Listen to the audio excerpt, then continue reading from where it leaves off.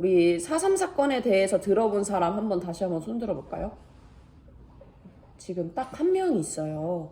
그래서 선생님이 4.3 사건이 어떤 일인지에 대해서 여러분들이 좀 더 잘 이해할 수 있도록 우리 반으로 예시를 들어서 한번 설명을 해볼게요. 3학년 2반은 평화로운 반입니다. 성격도 다 다르고 좋아하는 색깔도 모두 다르지만 사이좋게 잘 지내고 있어요. 맞죠? 네. 어느 날 3학년 2반에 새로운 선생님이 찾아옵니다. 왜 무서워? 뭔가 웃겨? 네. 그랬는데 그 선생님이 이렇게 얘기하는 거야. 오늘부터 우리 반은 파란색만 사용한다. 빨간색을 사용하는 학생들은 모두 반항하러 간주하겠다. 이렇게 얘기하는 거야. 거기 너 빨간 색연필을 쓰다니 반항하려군. 남아서 벌을 받아라. 너는 그 짝꿍이니까 너도 반항하겠군. 너도 벌을 받아야겠어. 너는 그 반항아랑 같은 동네에 산다며? 너도 똑같이 벌을 주겠다. 3학년 2반 학생들은 항의했습니다. 선생님, 연필 색깔만 가지고 이렇게 마구 벌을 주는 건 너무해요. 단체로 반항아 편을 든다고? 이 반은 전부 반항아들만 있군. 선생님은 3학년 2반 교실에 선을 그었습니다. 이 선 안에 있는 학생들은 전부 다 반항아다. 반항아들에게는 쉬는 시간도 주지 않고 급식도 없다. 선 안쪽에 앉아있던 3학년 2반 학생들은 전부 벌을 받았습니다. 몸이 아픈 친구들까지도요. 3학년 2반 학생들은 옆반 선생님께 이 사실을 이야기했어요. 옆반 선생님은 이렇게 대답하셨습니다. 너희들이 빨간색 연필을 썼다며? 반항아라서 그런 거지 뭐. 반항아들은 전부 없애버려야 돼. 이 이야기를 읽은 여러분들의 기분은 어때요? 기분이 나빠요. 기분이 안 좋아요. 우리 색깔이 얼마나 많은데, 그치? 여러분이 아는 색깔들 한번 얘기해봐. 빨주노초 파남보 있고, 또 갈색도 있고, 금색도 있고, 은색도 있고, 하늘색도 있고, 진홍색도 있고, 엄청 많은 색깔들이 있잖아, 그치? 이 이야기는 실제로 일어난 일일까요? 네. 맞아요. 이 무시무시한 이야기가 실제로 제주도에서 일어났습니다. 우리 영상을 보면서 제주도에서 일어났던 일에 대해서, 그것도 오늘 일어난 일에 대해서 같이 알아보도록 하겠습니다.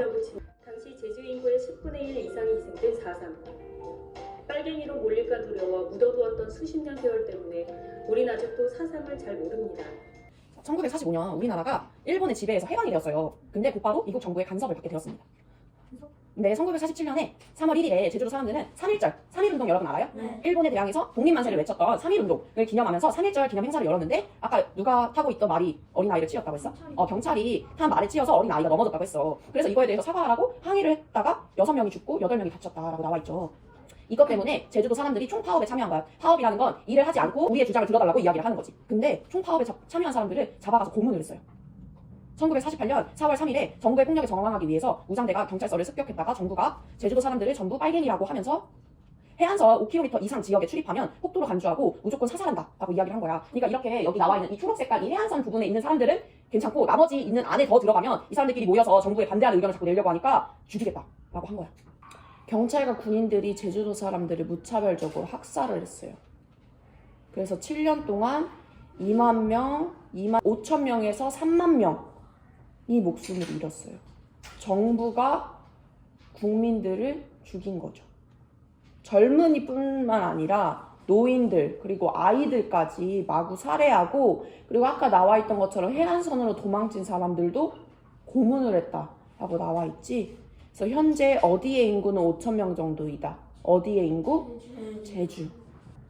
이거는 제주 국제공항에서 발견된 4.3 희생자의 유해고.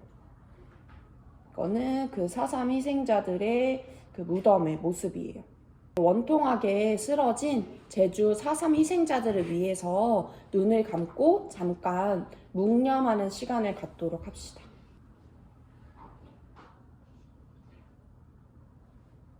제주도는 원래 평화로운 섬이었어요. 봄이 되면 동백꽃이 아름답게 피어나는 예쁜 섬이었습니다. 이 제주의 평화를 망가뜨린 것은 무엇인지, 평화를 지키기 위해서 필요한 것은 무엇인지 우리가 지금 학습지에 같이 한번 적어볼 거예요. 행동이란 우리 주변에서 평화를 망가뜨리고 인권을 침해해 사람들이 다치는 것을 막기 위해 직접 나서는 것이 행동입니다. 우리가 행동하지 않으면 평화와 인권은 지켜지지 않습니다.